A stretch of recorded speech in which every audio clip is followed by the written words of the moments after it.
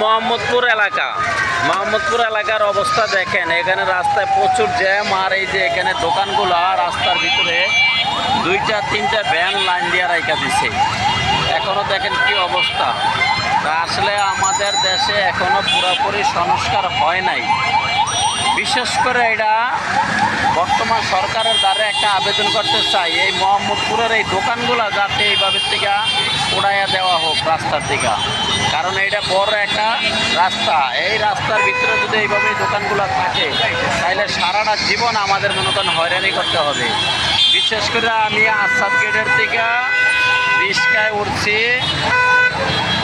নিম্নে মোহাম্মদপুর 3 রাস্তায় আসার জন্য বিশেষ করে প্রায় 1 ঘন্টা লাগছে।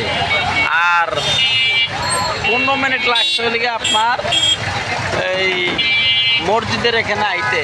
আর মসজিদের এখান থেকে আইতে শুধু বেরি বান্ধে লেগে গেছে বাকি সময়টুকু। এই যে দেখেন অবস্থাটা, এই দোকানগুলো আসলে এইভাবে দিয়া রাস্তার অবস্থাটা খুব খারাপ করছে। দেখেন, আপনারা আমার এই ভিডিওটা শেয়ার করে দিবেন যাতে এই ভিডিওটা একদম সরকার পর্যন্ত যায় পৌঁছে।